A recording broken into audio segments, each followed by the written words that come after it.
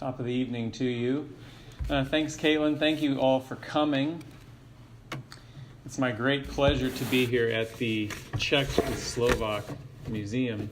I was telling Caitlin that I was here 2 years ago for a really wonderful talk by a translator of Franz Kafka, and I had no idea 2 years ago that I myself would be in such an illustrious position in front of all of you just 2 years later.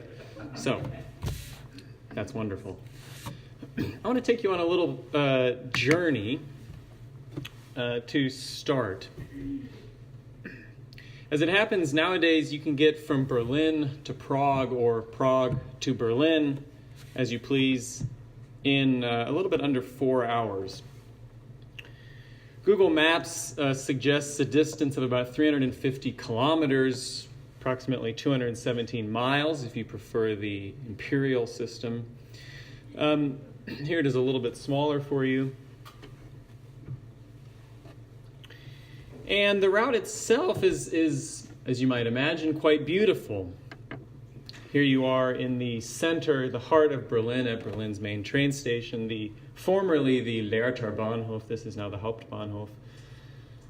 You head southeast from the town. You hop on the Interstate A13 heading south out of Berlin. As you do so, pass along beautiful lakes, as Berlin and Brandenburg are known to have. You pass by the famous Schönefeld Airport, the southeast corner of the city. You follow for a while along the Teltow Canal. And then so it is that you shoot essentially straight south through the federal state of Brandenburg. There it is that you enter the equally beautiful state of Saxony. You pass sort of pastoral fields, and you eventually get closer to the city of Dresden, and you get onto Interstate 17. As you move through Dresden and closer to the border, you pass through wonderful tunnels like this. You also pass through the most wonderful-looking sort of mountain passes, and I couldn't help but linger here in Google Earth to show you some of this. This is, yes, just Google Earth. These aren't even my own photographs.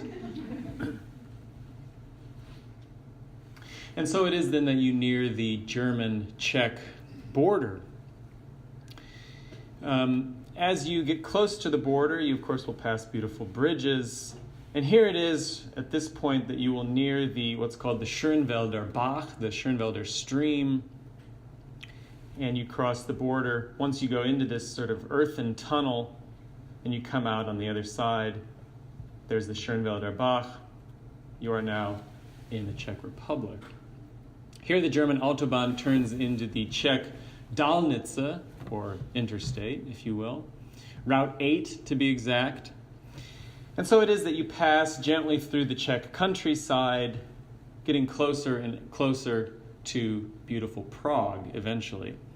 And you eventually then end up in beautiful Prague, as you see here, with the river moving through it gently, and into Prague's first district with its characteristic landmarks, as you see here. This is an easy route. It's a pleasant one. At the Czech border, you pass over this Schönwälder Bach, as I've suggested, but other than that, you really won't encounter much more than a sign or two making note of the fact that you're leaving Germany and you're in the Czech Republic, perhaps something like this. The route is indeed easily traveled. There are rest stops, Raststätte, along the way. It's not difficult to find your way thanks to wonderful signage. And most importantly, your passage is open, it's free, it's unregulated. This, of course, thanks to the so-called Schengen Convention, which allows visa-free or more or less unregulated travel between most of the European countries. This passage from Berlin to Prague was not any longer, no more kilometers in the summer of 1989, but it was utterly different, marked as it was by imposing and menacing border guards, by checkpoints, and by strict visa regulations. Now, mind you, travel from Berlin to Prague in the summer of 1989 was, like today, travel inside of a sort of convention. This convention was not the Schengen Convention I've just mentioned. This was at the time merely the Schengen Agreement, incidentally, signed in 1985, and it provided for free, unfettered travel between Belgium, France, Luxembourg, the Netherlands, and West Germany only. In other words, Western Europe. It was the Warsaw Pact, in fact, that you would be traveling from Berlin to Prague. The Warsaw Pact, that agreement between the communist Soviet Union and its equally, though not always as enthusiastically communist satellite states, of which East Germany, the so-called German Democratic Republic, and then Czechoslovakia were an important part. Now let me note here that this will be familiar territory for you in the audience who come from a more mature vintage, let's put it. Perhaps some of your memories of these events, though, these names and treaties and, frankly, dizzying geopolitical dynamics, have, however, acquired a certain patina over the last 30 years. Perhaps they're a little fuzzy. That's okay. Perhaps, as I see most wonderfully from the audience tonight, your vintage is a little more recent. Perhaps you were only just born when these events were taking place, or to be born. I myself was just 4 years old in the summer of 1989. In either case, my hope is that walking back through that summer of 1989, in revisiting some of these events, not only that some of the vivid color of the past might be restored to your mind's eye, but also that you perhaps see in new tones the ways in which the German Revolution of 1989, in fact, had quite a bit to do with two Czech revolutions, one more than 20 years before in the late 1960s, and one that was just about to blossom in late November of 1989. My hope is that you might come to appreciate, as the passage of time and the vantage point of history allows us to do, the ways in which events in Czechoslovakia, and certainly to take a longer view, much of what this wonderful museum portrays and evokes in its great exhibits and programming, the ways in which Czechoslovakia helped accelerate and indeed enable one of the most remarkable and peaceful and indeed unthinkable revolutions that brought about the end of communist socialism in East Germany, and eventually, though it's important to note, although this is another lecture, not ineluctably, the reunification of East and West Germany. Let's head back to this Berlin-Prague route where we began, for this is really the hinge upon which this connection of Czechoslovakia and the fall of the Berlin Wall really hangs. We've mentioned before that travel within the Warsaw Pact countries was allowed.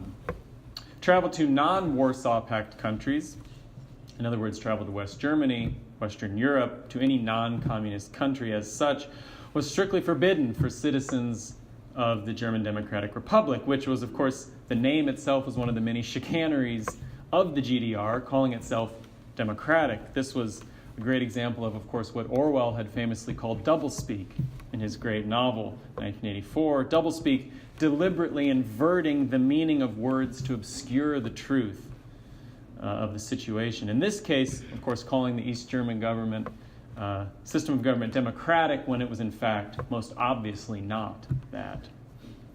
So travel outside the Warsaw Pact was forbidden. In fact, it was deemed to be Republik Flucht, fleeing the German Democratic Republic. And it was characterized, as the historian Corey Ross has pointed out quite interestingly, as a treasonous and, more importantly and more interestingly, cowardly act, Republik Flucht. The term itself, Flucht, was in fact designed to invoke Fahnenflucht, or fleeing the flag, military desertion. Thus it was that citizens of East Germany were largely trapped in a country that was perhaps not as terrible as a lot of Western ideology and rhetoric made it seem, but one that was also nowhere close to as wonderful as the propaganda of East Germany liked to assert, or indeed as nostalgically golden as many East Germans would remember it after reunification in their so-called Ostalgie, or nostalgia for the Ost, the former East. Berlin to Prague. So what of this passage, this route? Things in Czechoslovakia weren't necessarily wonderful either, incidentally. Czechoslovakia was, of course, part of that Warsaw Pact. It was a satellite state to the Soviet Union, and it suffered the same constant economic shortages, the glories of, that's again doublespeak, and the so-called planned economies, political and ideological repression, and the overall gray, colorless hue to life. These were all part of Czechoslovakia. Only in Czechoslovakia, importantly, there had been hope. There had been a real possibility that things might just not always be that way. Many of you will remember the late 1960s. 1968, the peak year of American troop involvement in the Vietnam War, incidentally. Also the peak year of communist counter-offensives, the so-called Tet Offensive. 1968, the year of protest. The year of students occupying university administration buildings in Berkeley, as you see here, in Columbia, New York City. Less seriously, it was also the year in which my mother, who's here tonight, had her own rebellious streak right here in eastern Iowa when she began taking accordion lessons, which was very rebellious indeed. The spirit of protest was very much alive in West Germany as well, incidentally, as young people were questioning everything in that prosperous Western European world of capitalism and prosperity and company men. As young people were questioning their parents about what they had been doing during World War II, whether they had been Nazis, why they had gone along to get along during the Third Reich, why they didn't want to talk about it now. But protest was probably most palpable, most rebellious in Prague that year. For it was here that Praguers, if you'll allow me to refer to them as that, began an incredibly risky revolution, an attempt to revise the basic rules and features of communist socialism being imposed upon them by the Soviet Union. This was not the first attempt to revise and reform communist socialism. There had, in fact, been a few notable efforts before this. There was, for example, the 1953 uprising in Berlin, where Berliners had, frankly, had enough of the increased production demands for the same low wage put on them by the East German government. They took to the streets shouting for reform. These uprisings were quashed most violently when the Soviets sent in tanks to, in their words, protect the East German state. Protect, of course, another great example of doublespeak, for the tanks were famously pointed at the East Germans themselves. There was also the Hungarian effort at reform in 1956, the so-called Hungarian Revolution, which began as a student revolt, a few students commandeering a van and driving throughout the streets of Budapest, shouting their demands for a more humane form of socialism over the loudspeaker. Socialism with a human face, as it was called. The demands were not complicated. They wanted an end to the occupation of Hungary by Soviet troops. They wanted new elections to form a new parliament. They wanted a multi-party state headed up by their erstwhile hero and advocate, Imre Nagy. They wanted revision and readjustment of relations with the Soviets. They wanted, as they put it, complete reorganization of Hungary's economic life under the direction of specialists. Imagine that, your economy being directed actually by specialists. They wanted the entire economic system to be re-examined in light of the conditions in Hungary and in the vital interest of the Hungarian people. They wanted, finally, the removal of all Stalin statues, Stalin who was now, since 1953, dead. They tried the revolutionaries in Budapest in 1956 to get into the broadcasting building of Budapest Radio to shout their demands out over the radio waves. Here, however, they were caught by the secret police and they were shot at. One person was killed. This death sparked a sort of nationwide revolt. And while the revolt had some early successes, for example, the reform-seeking rebels established their own new government. They closed down the secret police. They essentially brought all of this infighting to a stalemate.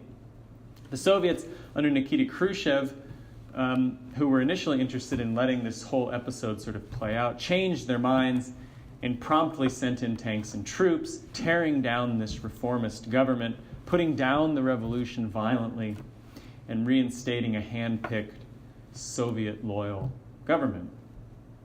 Enter Prague, which throughout the 1960s was growing increasingly dissatisfied with what had come to be known as de-Stalinization. Remember, Stalin is dead.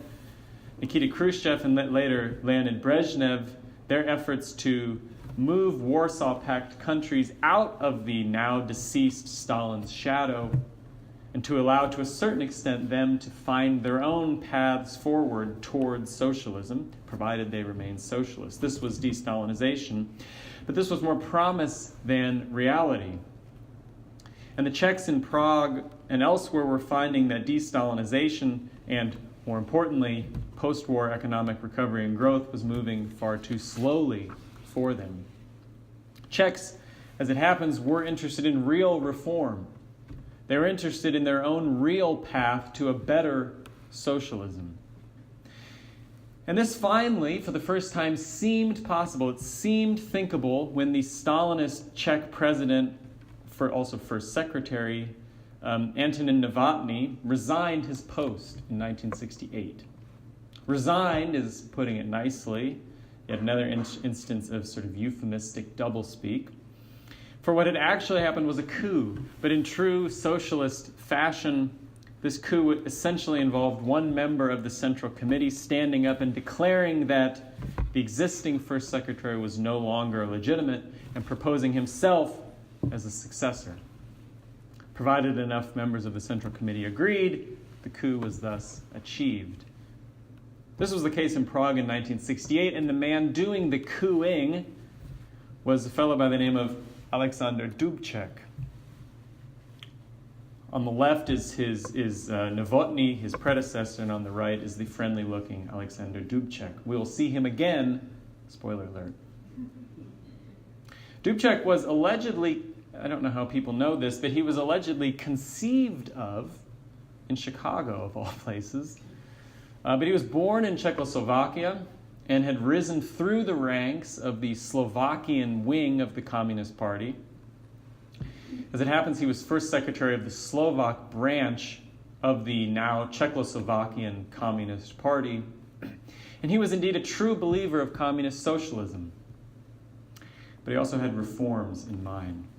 This reformist bone, however, had gone undetected by Leonid Brezhnev in his urgent visit to Prague in late 1967. Brezhnev had come, incidentally, at the behest of Novotny, who had sought to convince Brezhnev to side with him against the reformist Dubček, who was then still only angling at a coup. Brezhnev had in fact been surprised by Dubček's support when he got there, and Novotny's lack thereof, and he decided not to intervene. Thus, when Dubček assumed power after his coup, Moscow hadn't lost much sleep, trusting that our Sasha, as they called him, was their guy, their inside guy. Dubček, however, turned out to be something of a wolf in sheep's clothing for the Soviet Union, for he began instituting a series of gradual reforms aimed at making Czech socialism more like that which the intellectuals of the 1920s and the 1930s had imagined that socialism and communism might in fact become. This was, as Dubček called it, developed socialism. And his gamble was that a series of careful reforms might increase the popularity of the Czech Communist Party and gather enough popular momentum as to be successful in the long run. Success, in other words, for both Czechoslovakia and the Soviet Union. It was a dangerous game Dubček was playing. Developed socialism, or socialism with a human face, as it were, was to be achieved by Dubček's so-called action program, which had some rather appealing features. Among other things, free press, dissent and open critique of the government were to be allowed by the press inasmuch as Dubček's government would not punish them. The program called for freedom of speech, freedom of movement, called for elections that might hopefully yield a multi-party system, called for an economic shift to consumer goods and to technology and science.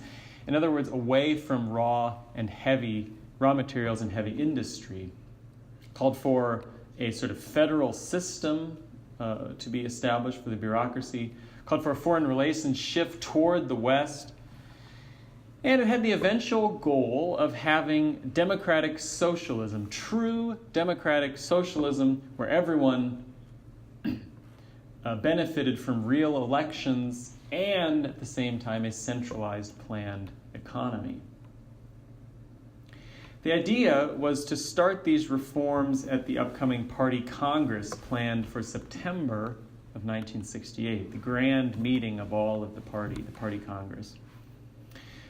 But these reformist ideas were so appealing, as it happens, to accelerate the entire process. Czechs wanted more, and they wanted it faster and faster. They wanted more reform, more of a shift to democracy, to a Western-style economy.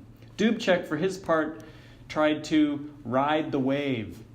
This is surfing terminology that I might be getting wrong because I'm not a surfer. He tried to ride the wave. He tried to remain on its crest, it continues, without being toppled off of his board into a choppy sea. He affirmed his commitment to reform. He also affirmed his commitment to the Soviet Union and to the Warsaw Pact, and he hoped that he could continue holding the two together without resorting to draconian measures, such as controlling the press, for example. And in the hopes of keeping the pace of reform manageable and under control. The Soviets, as you might imagine, grew suspicious of this whole game, and they grew tired of the open critique they were suffering in the Czech press. Moreover, they saw similarities to Hungary in 1956. And despite Dubček's reassurances that this was all an internal matter, and that the Czechs remained willing members of the Warsaw Pact, and that everything was on the up and up, Moscow grew suspicious and threatened, in a series of agreements, more doublespeak, in the summer of 1968, agreements between the Czech and Soviet governments to put down anything resembling the establishment of a bourgeois system, i.e. democratic capitalism. What was agreed was that the Party Congress could indeed take place as planned, and that the Soviet troops would in effect leave Czechoslovakia so long as Dubček reined in the reform a little bit on his end. This agreement became known as the Bratislava Declaration, after the Slovakian city where it was signed, Bratislava, where I once spent an adventurous night in a crummy hostel and was glad to wake up the next day with all my possessions. And Soviet troops did indeed retreat from Czechoslovakia to just beyond its borders. It seems, however, that the Soviets weren't entirely convinced with the reliability of Dubček and the Czechs in this regard, and they eventually gave up the whole game entirely. Just 3 weeks after the Bratislava Declaration, Moscow decided to send in troops and tanks on the night of August 20th. Here, incidentally, you see Dubček and at the time Brezhnev meeting. And here you see an artist's rendering. This is Boris Chalepin's rather interesting chess match between Brezhnev and Dubček. But so it was that on the night of August 20th, 200,000 troops and some 2,000 tanks streamed across the Czech borders and made short work, as you might guess, of occupying the country and of pacifying any and all forms of resistance. On this note, resistance, it's worth pointing out that Dubček told Czechs not to resist, that there was no point in welcoming what would surely be a bloodbath. Most Czechs seemed to have followed Dubček's rather wise counsel, though there were pockets, or rather interestingly, I should put it better, cities of resistance that were in fact quite clever. For example, as a way of confusing the Soviet troops and their commanders, a host of Czech cities renamed themselves Dubček. And they changed their signage accordingly, thus disorienting and momentarily slowing the Soviet advance.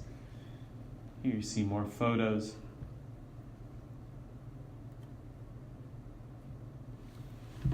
In the Dubček city. It wasn't enough, however, nor was a proposed and short-lived United Nations resolution condemning the invasion. In this case, the Soviet ambassador to the United Nations objected and said that these were fraternal assistance measures, and he used his veto on the Security Council to quash the resolution. It was all over after just a few days, and Dubček was swiftly removed from office. And now a more Moscow-friendly and a non- or even anti-reformist successor was installed. And normalization, still more doublespeak, for a reversion to strict Soviet repression of all reform, normalization ensued. The so-called Brezhnev Doctrine, guaranteeing swift and violent Soviet intervention in any efforts at reform throughout the Warsaw Pact countries, was thus made clear to all would-be reformists, and the dreams of the Prague Spring, as this moment of reform came to be called, turned into a very long winter of repressive and unsuccessful Soviet-style communism. As it happens, however, the Prague Spring didn't die there. Indeed, it became a refrain, an inspiration, some 20 years later, as other Warsaw Pact countries, most notably East Germany, were dreaming of their own revolution. Indeed, their own Prague Spring, their own reform of communist socialism. Only this time around, things were different. Most notably, Brezhnev had died in 1982. He's on the far left. Yuri Andropov, his successor, also the inspiration for the car talk joke, pick up Andropov. Yuri Andropov, his successor, had died also a year later in 1983. Chernenko, his successor, died in 1984. And a young gun who had been selected to carry forward with youthful vigor the Soviet torch was chosen. This was, of course, Mikhail Gorbachev, who, fascinatingly enough, was the very first Soviet leader to have been born after the 1917 Russian Revolution. Gorbachev at this time was 54 years of age. And while his selection as first secretary may have been motivated by a belief that some youthful energy was needed to restore the stagnant Soviet Union, or simply because the Soviets grew tired of having their leaders die after just 1 year, after all of those oil paintings to be hung everywhere in the Soviet Union can't have come cheap, and they might have grown tired of commissioning them. Gorbachev, in fact, had a radically different impact, though, on the future of the Soviet Union, or more precisely, on its end. Gorbachev, incidentally, is this figure that we connect with the Cold War and with the Soviet Union and with Brezhnev and Khrushchev and Andropov and everyone else. But Gorbachev, of course, is in many ways a great hero of the late 1980s and of the German Revolution and of all of those Eastern Bloc Soviet satellite state revolutions. It's easy to forget that. Gorbachev was, however, by no means motivated by a desire somehow to install capitalism in the Soviet Union. But he was willing to open up and, in a very limited fashion, democratize the Soviet states, not in some sort of effort to transition to democratic capitalism, but rather to save socialism, to shore up and to tighten this whole system of planned, centralized economies. He was, as part of this, Gorbachev, willing to tolerate a certain amount of reform in Soviet bloc countries, even if this meant their ineluctable transition away from communist socialism.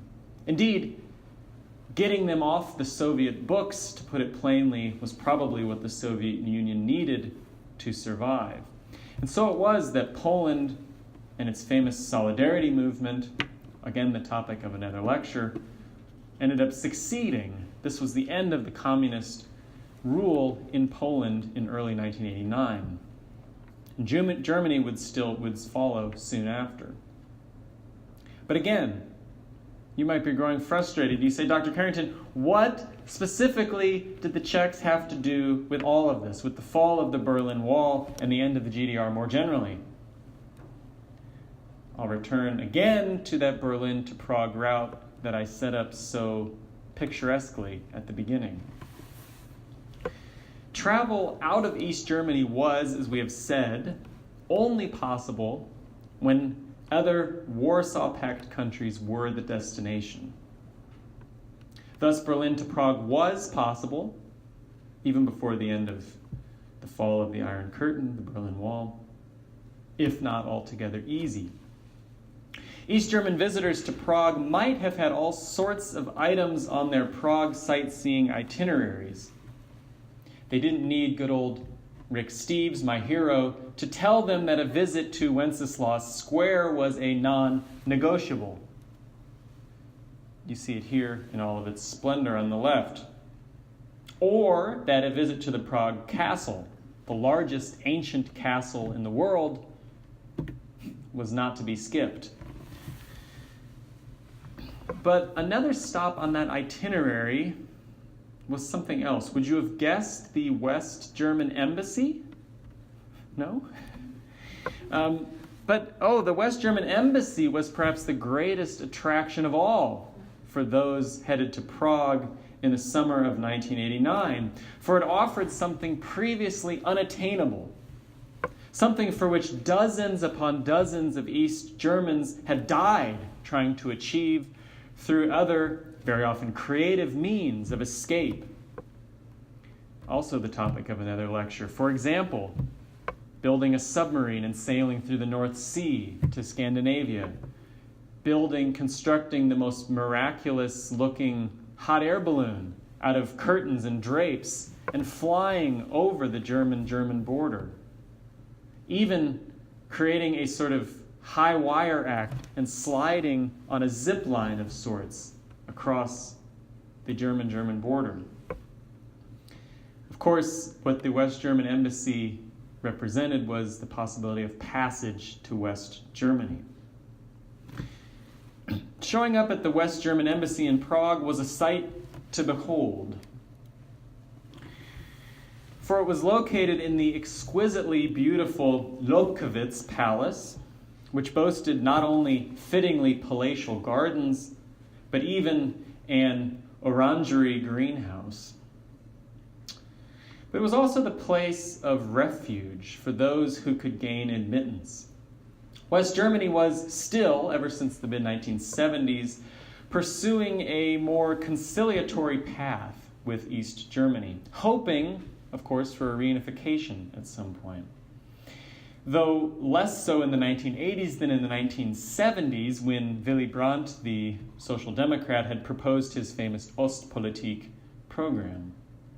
Remember that the conservatives, the Christian Democrats in Germany, had long, frankly, opposed reunification or had long opposed friendly relations with East Germany. But it was still, West Germany, amenable to the idea and to the practice of accepting East Germans, of welcoming them into the West German fold when they succeeded somehow in escaping to West Germany.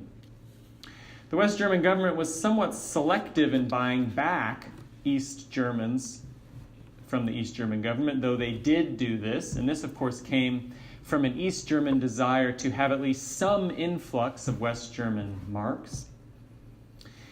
And it would have been quite antagonistic indeed to advertise the West as a place of refuge from the oppressive East.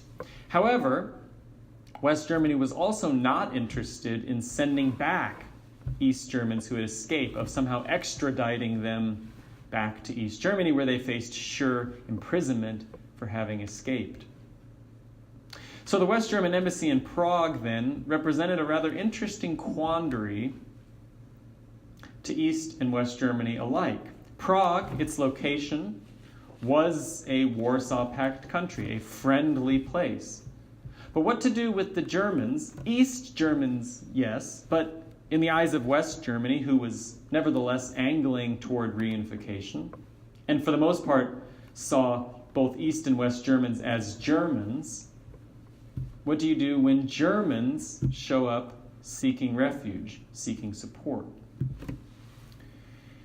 This question was a very interesting one, but it was all theory until the summer of 1989, when the successes of solidarity in Poland and the apparent openness of Gorbachev to reform gave East Germans, and indeed Eastern Europeans, a certain amount of hope that they too might be able to effect some sort of change in their societies. Domestically, for East Germans, very little progress was being made. The East German regime, led by Erich Honecker, was proving to be strangely loyal to a Soviet Union that no longer insisted on strict obedience, like a dog that keeps running after its master after the master takes off the leash.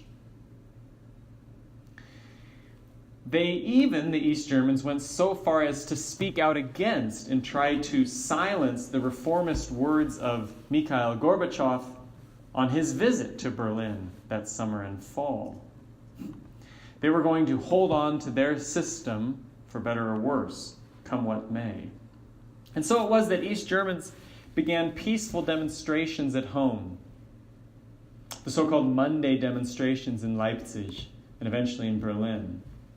But they also looked abroad. They saw Hungary, which was undergoing its own solidarity-inspired reform in that summer of 1989. They saw Hungary begin to grow lax in its border controls. Hungary, out of its own economic interests, eventually even went so far as to cut open a hole in its border with Austria. Austria, of course, a Western country. This was the first escape route. If one could simply get to Hungary, which was permitted, it was a Warsaw Pact country, so also could he then get to Austria by foot. Thousands made their way to Hungary, some for legitimate vacation, others, thousands, for a permanent vacation. As many as 1,000 East Germans escaped to Austria this way, leaving their cars and other belongings parked near the Hungarian-Austrian border, the famous Trabants, these very shoddy and shabby cars, never to return or to reclaim them. 1,000 then quickly became 15 and eventually 20,000 East Germans escaping through this escape route. Of course, the GDR was not dumb. The GDR grew wise to this before too long and began forbidding travel to Hungary, began forbidding exit visas to Hungary for East Germans. But the roadmap to escape had been made clear. And it required only slight adjustment to continue working. East Germans realized that making their way to West German embassies, for example in Warsaw or in Prague, would put them in a rather advantageous position for escaping to the West. And so it was that beginning in August of 1989, GDR dissidents and hopeful escapers made their way to Prague and to the West German embassy. There they jumped the fence and made the palatial gardens their temporary home. The GDR had closed one escape valve, but this, of course, unleashed a torrent upon the embassies in Prague and Warsaw, and East Germans accordingly went by the thousands. What in August of that year, 1989, had been 120 refugees as they presented themselves, grew now by as many as 50 per day. There were, in fact, so many holed up in the gardens of the Prague West German embassy, which was initially unsure of what to do with them, not wanting to provoke some sort of international incident, not wanting to worsen the already tricky situation, that the embassy employees, in fact, moved their operations to a nearby hotel. Embassy officials eventually set up toilets, other sanitary apparatuses in the garden. Even a sort of school for refugee children was set up. It became, in every sense of the word, a refugee camp. Now, at the end of September, there were as many as 4,000 refugees in this embassy front lawn and outside of the embassy, and their lot was sorry indeed, what with the constant rain of those gray and dull September days, which made the whole area soggy and even less sanitary. One waited hours for a toilet, ankle deep in the mud of the embassy grounds.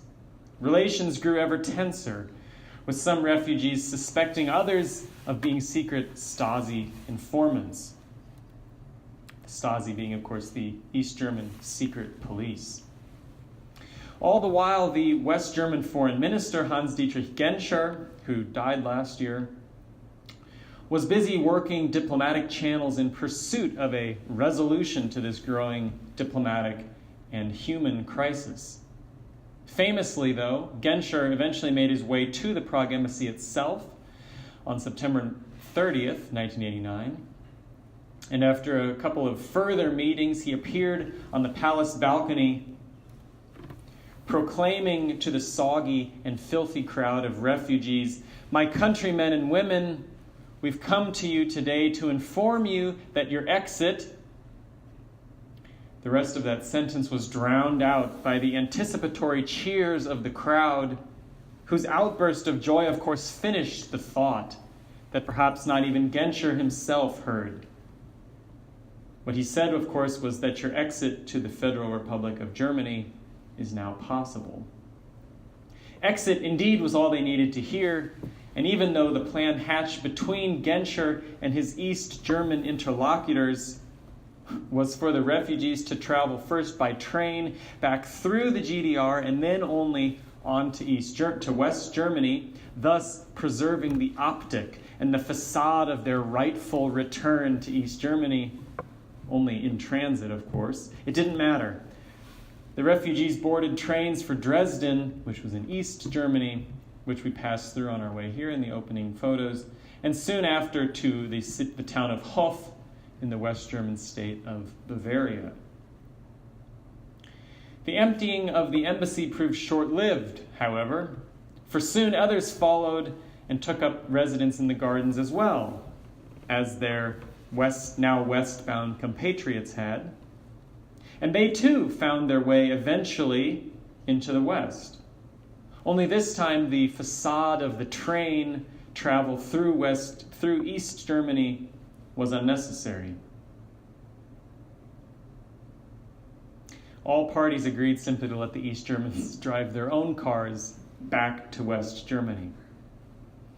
After a brief suspension of the issue of visas to Czechoslovakia by East Germany at the beginning of November, thousands more GDR citizens boarded trains to Prague were now, and this was on November 9th, 1989, now they were simply redirected in Prague to West Germany, almost without even stopping. That night, of course, the Berlin Wall fell. This was, of course, the beginning of the end. I have some wonderful pictures of the trains.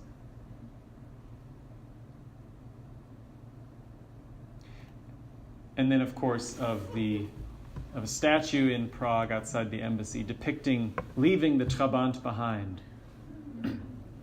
This was, of course, the beginning of the end for the famous or infamous Iron Curtain, which now had a whole host of holes in it, which allowed those warm winds of democracy from the West to blow through. And Prague truly was at the center of it all, as the newly coined and then widely popular saying attests, "Wie geht's über Prag?" Which way? Via Prague.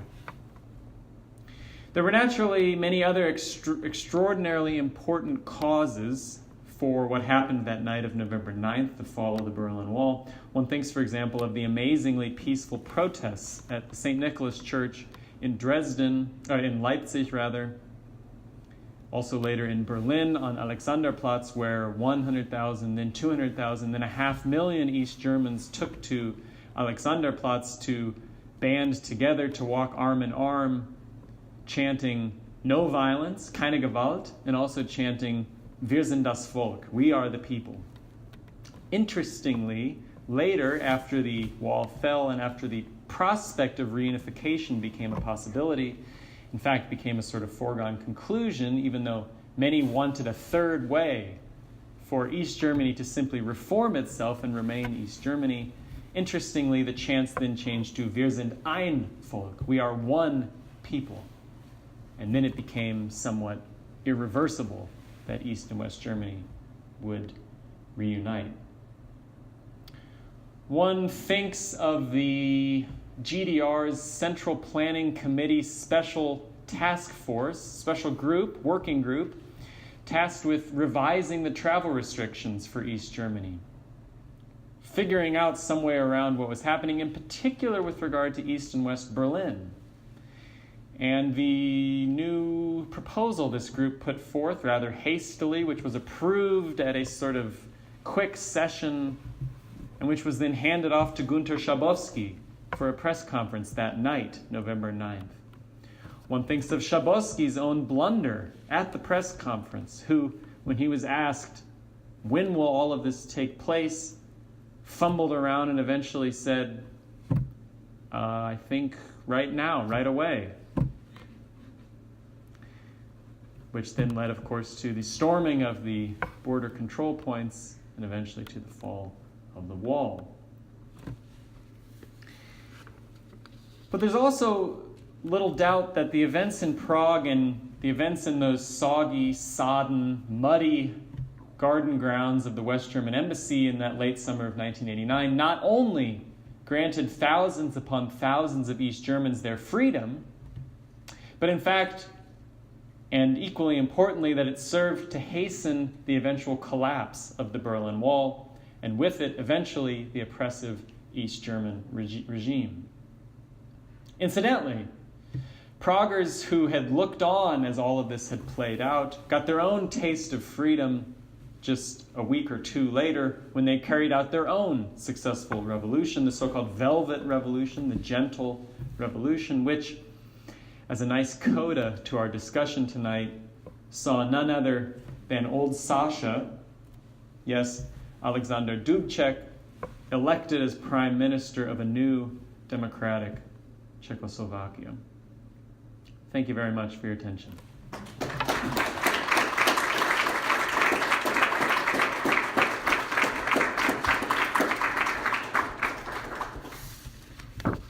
I'll be quite happy to take any questions that you have.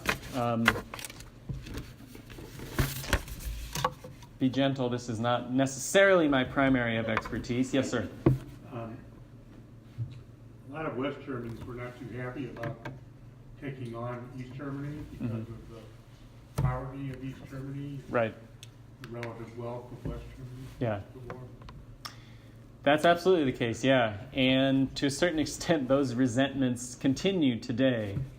One speaks of the so-called Mauer im Kopf, the wall in the mind of Germans. That even though, of course, the wall between East and West Berlin is gone, even though the border between East and West Germany is now forest, roadway, etc., that certain resentments and animosities and lingering stereotypes, etc., exist between so-called Ossis and so-called Wessis, right? Easterners, Westerners. So the Chancellor is an East German, right? The Chancellor is indeed a former East German, yeah, Angela Merkel.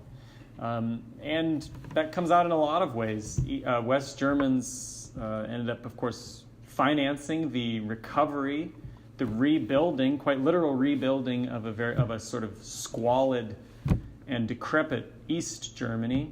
When one drives, for example, on the Autobahn interstate system in East Germany, the roads are quite nice because, of course, those have all been redone recently. So it is, too, that East Germans, former Easterners often say things aren't better now than they were. Things somehow are worse than we had them. There, of course, is partly the work of nostalgia and of selective memories, but there are certain things that did not pan out the way that many hoped they would with reunification, and that's certainly all would agree on that. What else? What other questions do you have? Does this all kind of ring a bell to some of you? Oh, yes. You remember, I can't remember the name of the movie. It was a famous movie about the Prague Spring. And it involved a man and his lover in a hat, as I recall. It doesn't come to mind. Movie. Anyone out here? Very well known at the time. Of course, another key figure of that Prague Spring, Václav Havel, then became the president of, along with the prime minister here, Dubček, became the president of Czechoslovakia. Later, of course, the Czech Republic. Do you think the United States had anything to do with all of this? I remember Reagan saying something on that wall. When was that? Right. Reagan said tear down that wall in 1986, I think, to Gorbachev. Most historians of the fall of the wall, Mary Elise Surratt, for example, in her book, which is called The Collapse, which is a new book that has come out, many historians like to suggest that, in fact, the impact of Reagan was less so than we might like to believe. Certainly, it was a part of the whole constellation of things that were working together. In the case of this sort of embassy crisis, one thinks that to a certain extent the United States had its own interests at play and got involved or stayed out of it to the extent that it wanted to bring down the Iron Curtain. In that sense, I would say that perhaps U.S. Isolation in this regard was its contribution, was its kind of, not sort of getting involved. Although who knows what the CIA was involved to in Czechoslovakia. A lot of people were very angry at Eisenhower for not getting involved in Hungary. Right. Right. Yeah. Final question? Sure.